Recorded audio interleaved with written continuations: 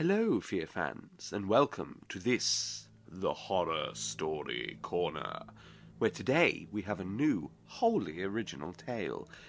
This is my most recent piece, and one that is grounded more in reality than my usual work. As such, I must warn you that there are certain segments of this tale that are suggestive of murder and sexual violence. Therefore, listener discretion is advised. That said, I hope you enjoy. He has a way. I sat at platform 1. Nothing had made me take the seat which I took. Well, nothing consciously, at the very least. From it, I looked over platform 2, not really thinking anything specifically, but pausing for a moment from thought to simply observe the other side. I used to do it a lot when I was younger. I would sit and just notice that I was alive. Notice that I was present, and then notice everything around me in that moment that was present too. It was grounding, and it made me feel more connected to the earth. I needed connection when I was younger, and so it quelled me. It was as though by noticing I was here, it made the feeling that I was here stronger. At times, I felt that if I didn't notice myself, then I might not exist, and that used to terrify me. As we get older, and as we get given more responsibilities, I'm speaking generally of course, I think we lose this ability of noticing to some degree. It's understandable as our existence instead becomes defined by our job role, our children, our wealth, the size of our cars, our houses, and so on. Don't get me wrong, though.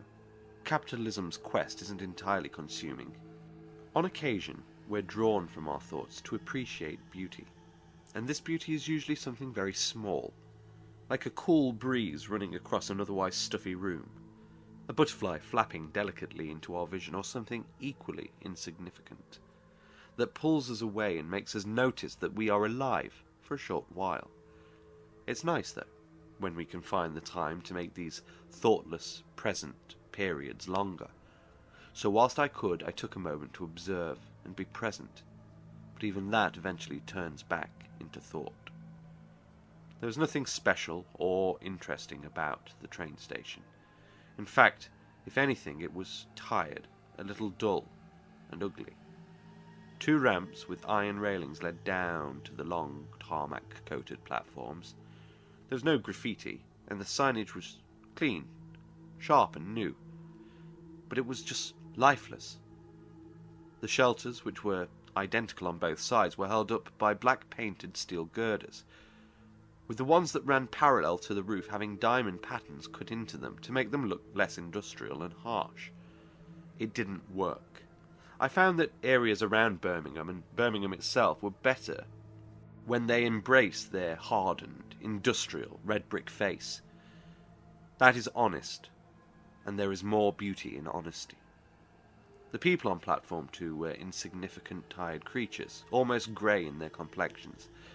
There was a man, drunk and slobbering utterings into his phone. He paced forwards and backwards and hobbled slightly as he did. The others on the platform paid him no attention, and eventually, after several loud profanities and mumbled curses towards the Lord, he ended the call and sat on the last bench on the left. There were 3 other people on the platform. One stood slightly out of the shelter, smoking, and the other 2 sat in chairs with one empty space between them. They were looking down into their phones, and it amused me. Close, but worlds apart. My mind wandered back to the days of school, where we were given strange, juxtaposing life lessons regarding others. We were taught that in order to do well in the future, it was vital we should be sociable and confident in public situations. However, it was also equally important to remember to never talk to strangers, and that if we met someone in life who was friendly, yet unknown to us, they most definitely had ulterior motives. We were taught that being a team player and working with those around us is important to succeed, and in the following lesson we were taught that the world is vicious, it is dog eat dog, and in order to survive we must be competitive, we must come first, we must strive to win. We are taught to love our neighbours, to hold others close, but to sit silently during assemblies and pretend we have nothing in the world to say to our friends who are literally sitting right beside us. Otherwise, we'd be scolded, not literally, put on the warning board, be ridiculed in front of a procession of others. We were taught that talking to one another was a vital skill, and yet drilled into us was the fear of speaking in our classrooms. Paradoxically, we would learn about our rights and our freedom of speech, yet our freedom was only allowed at certain times and in certain situations. And this was the result. Someone talking through a phone screen, whilst not daring to look at a real person sat beside them. "Don't you dare talk in assembly! Don't you dare talk in the train station!" It was sad to see just how far away these people were from each other, and yet physically they were so close. I wondered, if not for our enforced stoic nature, would we have more lovers, more friends? Have I been sat next to the person who could understand me most in this world, and instead of talking to them, took out my phone and liked someone else's comment on my social media wall? It was at this point that I began to notice the girl beside me, and pondered whether my chosen position was not more deliberate than I had perceived. It was a hot summer's day, hot enough for shorts, but being early, it was not yet uncomfortably warm. I saw her legs out of the corner of my eye. They were long and bare, pale, but I liked that. I moved my vision slightly, trying not to be obvious. She was wearing jean shorts, and on her lap sat a lunchbox with a leafy salad and pieces of meat. It must have been boring, as I was sat right next to her and couldn't detect any odour that would suggest flavour. I didn't judge her too harshly on that, though. Whilst an interesting lunch is, well, interesting, it doesn't do anything for a figure, and if her legs were anything to go by, other areas of her physique would probably be quite good too. Diet culture may not have long-term goals, but in the short, I was thankful for many of the results. Here, though, my curiosity was piqued, and not being at all a coward, I turned immediately to take her in. She wore a light-coloured denim jacket that suited and didn't jar against the darker shorts. Below it was a cute little yellow buttoned-down blouse with a faux lace white neckline. She wore gold-rimmed spectacles that were slightly too large for her, and ones I suspected weren't prescription. From her complexion I placed her at about 25, and I'm good with ages, so I think I was accurate. She had full lips, but a cute, toothy smile, and her breasts were well proportioned but not overstated. She was symmetrical, and I appreciate symmetry. Others may prefer quirks, and in some respects I do, but I feel a woman should be symmetrical if they are to be called beautiful, and she was beautiful. I let my vision linger for too long, and she caught me staring. Now, most people would be shy at this point. They would turn away and pretend that they weren't looking, that their stares were merely passing by on the way back from looking at something else. Not me, though. I kept my eyes on hers, and I smiled. I smiled long enough that she bashfully smiled back and looked down towards her food. I had caught it, though. I had seen an indication in her pupils. They dilated minutely, and that was all I needed. I knew she was attracted to me, and why not? I've always been attractive to the opposite sex. I've always found it easy to get what I need, whether it be sex or companionship, or even, if my tastes strayed further, I would be aptly provided.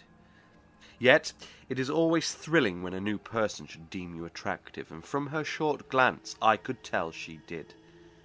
I used to consider in the mirror what exactly it was that women found attractive in me, as I am not conventionally handsome, and though I seek symmetry, I am far from symmetrical. I have a nice smile, my brown eyes are deep, and my hair is well looked after. I always smell nice, and I have good teeth. However, I believe it's more to do with the confidence. They sense what's inside me. They see my nature, and they can't help it. They are drawn to it. They can't resist. It's natural. Animalistic. A message called out from a nearby speaker. The 8:50 train to Stratford-upon-Avon calling at Birmingham Snow Hill has been delayed due to strike action. The next train arriving at Platform 1 will be the West Midlands train to Birmingham Moor Street at 9:33.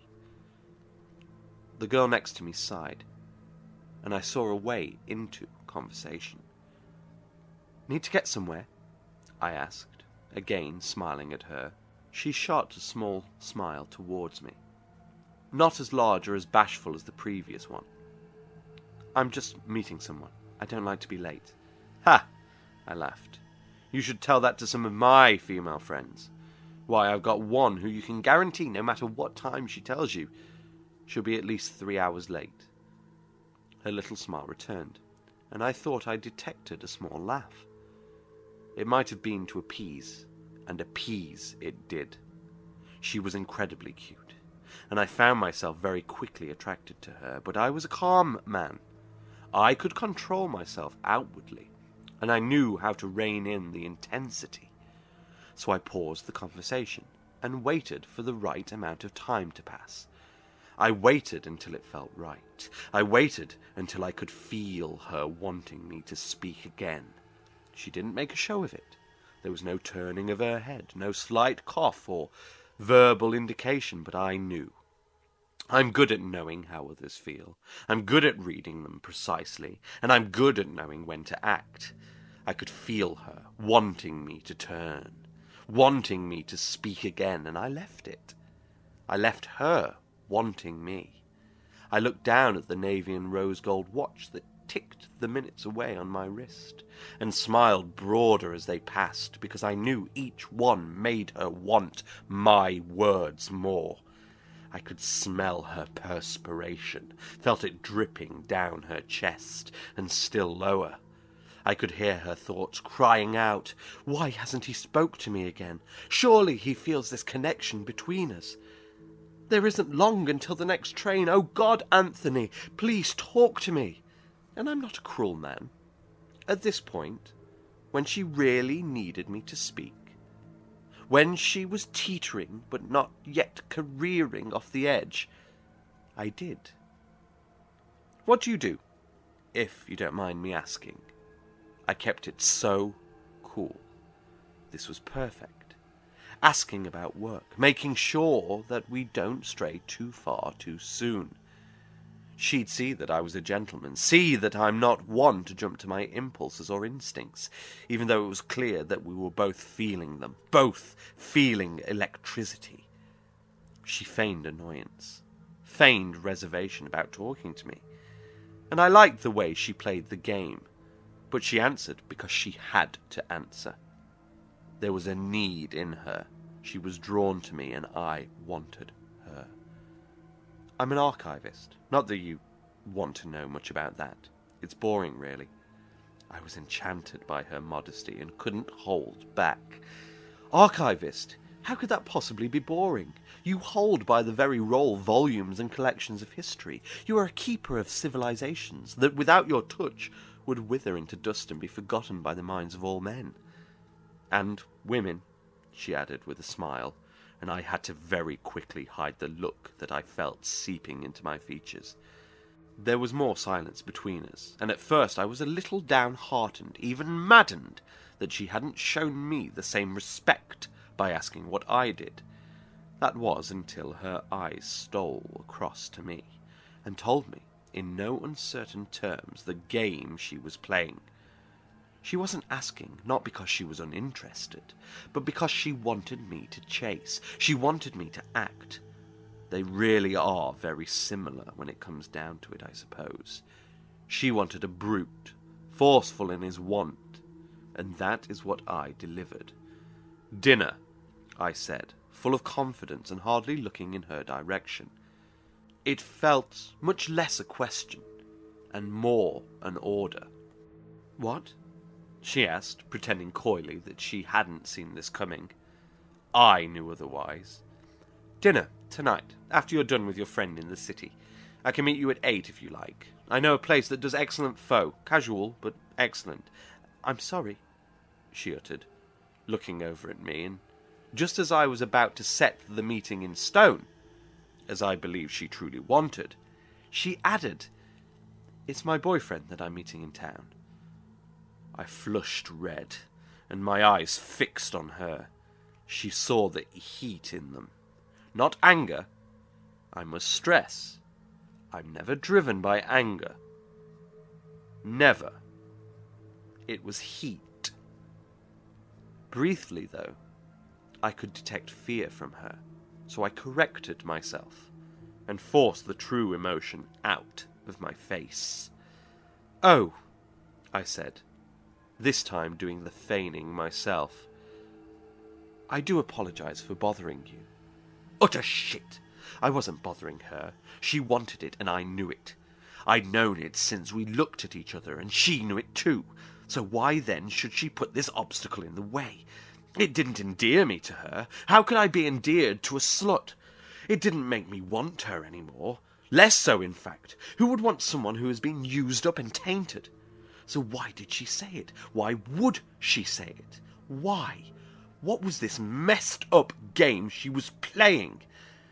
Before I could get completely lost deep within myself, a million miles away from the thoughtless peace I had experienced upon my arrival, the train pulled up to the platform, and she got on. I followed her, and sat a few seats away, in a position that made it difficult to see her. Difficult, but not impossible, thanks to her reflection in the window. As I watched her, she took out a book from her bag and began to read, obviously finding any excuse to not trace her vision along the train to seek me out. Soon, however, she became truly engrossed in the book she was reading. I saw it wrought on her delicate face. Fear, sadness, maybe a touch of anger, and then I became intrigued. I was intrigued by what she was reading, but the reflection in the window was too faint, and the distance made it impossible for me to see clearly. I got up and moved past her. The way that she was facing meant that I couldn't get a clear look at the book as I moved down towards the restroom, without having to look back at her. If I did this, I would appear needy, and neediness never succeeds. But on the way back, I saw it. I saw both the book and I saw her eyes. They were flirty, and they were happy to see me. They were smiling at me. Those eyes and that book, the bitch. I didn't like this game. Why would she do this? Why would she read 1984 in front of me? The one book that would turn lust and desire into love and destiny. The one book that brought my soul to life. A tale of restraint, of hope, love and defiance that slowly morphs into one of fear, hopelessness and utter despair. It is the only book I've ever thrown across the room in rage, and that is the most glowing and affectionate a review I can ever hope to give anything. It made me feel. But just like the rats held out in front of Winston Smith, this book being held out in front of me was done so in some sick and twisted manner. I was being presented with all I could ask for in a creature: beauty, intelligence, and taste, and yet she had wedged between us a boyfriend. Why? Why would she do this to me? Did she want to destroy my last hope, my resilience? To tease me with all that she was and leave me empty and frustrated? No. I could see the want in her eyes. I knew that she knew we were meant to be two. So why? Then it struck me. I had been an absolute fool, almost descending into madness over something really so simple. The game hadn't changed. It was the same. She only wanted more action than I had given, and of course she did. Such a prize is not so easily won. They just want action. She wanted me to fight for her, to prove what she already knew, that whoever this boyfriend was, if he was real at all, I was superior. I was the clear choice. I was exactly what she needed. Gleeful in my summation, I took my seat and waited. At Birmingham Snow Hill she alighted, and that was my cue. It was time to be assertive, to give her the love scene she required. "Wait!" I called after her, hiding the sheer delight I was experiencing. She turned. "Is everything okay?" she asked. "I'm sorry," I said. Not sorry at all, but carefully gauging her reactions and taking my time in the words that I chose. This is crazy. I know it is. I know you can't just hop off a train at a stop that is definitely not the one I wanted, by the way, and call after a cute girl who already has a relationship. I know that it's mad, and I know I shouldn't do it. I wasn't mad, and we both knew I had to do it. I could see in the curves of her mouth, in the position of her body open and waiting, even in the way that both her feet pointed directly towards me. She was receptive. This was working. She needed me. "Well, yes," she laughed. "This is a bit mad, and it's kind of cute. But I meant it. I'm seeing someone." She was softening. She was giving me the chance. She was allowing me to win her. "I know," I said. "And usually that would be that, and I wouldn't dream of doing anything so impulsive. But I just feel like... And I know we've just met, but I feel like there could be something good here. It's strange, but I feel this connection. Besides, I'm seeing someone too." This was the complete wrong thing to say. Her expression changed to frustration in an instant. "That doesn't make it right! Jesus!" she howled, and for a moment became very ugly to me. "That makes it worse! I've got to go!" She turned to storm off, but I hadn't lost yet. I took her hard by the arm and then loosened my grip immediately, hoping she didn't detect how forcefully I wanted to pull her towards me. "Is it serious with him?" She turned back. "You have a girlfriend. What does it matter?" "See, I shouldn't have said that. You're right. But we aren't serious. Not really. We haven't been together long at all, and I would never usually chase someone whilst with someone else, but I've just never met anyone like you. Sorry, that sounds crazy.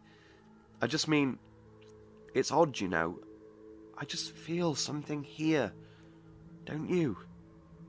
I saw her soften again. "Please. Is it serious?" "Not yet," she said, and gave me a route way back in. I smiled. I couldn't help smiling, and she called me out on it, which made me smile more.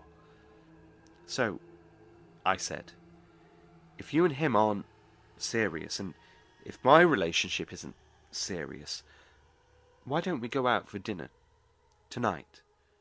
"No," she returned, and suddenly I began to feel as though I was being toyed with, and I bit down hard on my tongue to suppress what I wanted to say. But luckily, she continued, "Not tonight, but if you were single, I might think about making myself available too." At this point there was a look in her eyes, a look I was familiar with. She was taking me in, and very visibly wanting me. It was lust, and I gave her the same look in return. "Okay, done. Let me have your number, and I'll let you know the moment I'm single, which, believe me, won't be very long." At this she giggled, and her whole soul became somewhat lighter. They always tend to when they finally stop playing and relent. She pressed her name, Emily, into my phone slowly, and as she did, I imagined her fingers tracing my skin, her nails pressing into my flesh, drawing fresh blood. After we had exchanged numbers and she was out of sight, I crossed to the opposite platform. I had planned to collect some items for a romantic night with my partner, but I no longer wanted that. I wanted my relationship over. I wanted it over tonight. There was no way I would let it linger on. Every moment that my new love was away from me was a moment she could get closer to her current boyfriend, and I didn't want to even contemplate that. My separation had to be tonight. Outside of my house, I hesitated. I knew she'd be in there waiting for me, and usually I wouldn't end things so soon, so suddenly. But you can't control love. You never know when it might happen, and surely she would understand that. Surely Rachel could see that doing it for love is too pure a reason not to. I entered the house, and after locking the door and securing the 2 bolts, I placed my keys in the bowl beneath the mirror. I looked at myself. I had a kind-looking face, and I had kind eyes, deep, brown, and kind. I supposed the kindness made it easier. Looking back down, I took a second set of keys from the bowl and moved to the kitchen. I went over to the countertop. It was a mess, but I would clean it. I would clean the whole place once Rachel had gone. I would make it perfect for Emily. I took the longest and sharpest knife that I had, and then made my way to the basement door. I unlocked it and moved into the darkness. Rachel didn't make a sound. She couldn't make a sound. I had made sure of that. She could barely breathe. I took her into my arms, and momentarily felt something of the original passion I had for her, before Emily's easy beauty had drained it so thoroughly. Then I cried. I really did think there was more to Rachel, and when I had met her, I thought our time together would be longer than it had been. I cried for the time we no longer had together, cut short by a truer love, and in a way, I suppose I cried for Rachel herself. She was young after all, and I'm not a monster. I have a soul and feelings. If I had known about my upcoming chance meeting with Emily, I may not have even taken her. Although the more honest part of myself knew I probably still would have. I lifted the knife, feeling her sob and shake below me, and set about my task. When it was done, everything was silent, save for my own heavy, and I must admit, slightly excited breathing. But that too soon began to quell, when suddenly there was a vibration, and my immediate thought was that Rachel had somehow survived. However, I nearly laughed out in joy at my absurdity when I realized it was nothing more than my phone that had given me the start. I pulled it out of my pocket and unfolded it. The name Emily flashed across the screen, and I felt my heart begin to quicken. The excitement in my stomach rose. The message read, "You ended it yet?" And she had placed an emoji at the end with its tongue poking out. I wanted to taste that tongue. I typed in my reply. It read, "Yes, I did." I placed here in the center of the message a winking face and added the words, "When is our first date?" I put 2 kisses at the end and no more. After all, I didn't want to seem too eager. I pressed send. Then I sat there, and as her reply buzzed and the screen lit up my heavily blood-soaked face, I smiled. Thank you for joining me today, listeners. Oftentimes, the most terrifying of tales are not rooted in the supernatural, but instead stem from the everyday, the evils that occur within the natural world, evils from the twisted and terrible minds of those around us, who may act upon sickening desires or grim impulses, people who find amusement or even pleasure from the pain and suffering of others. And this is a terror that is sadly not solely existent within the realms of the Horror Story Corner. Good night.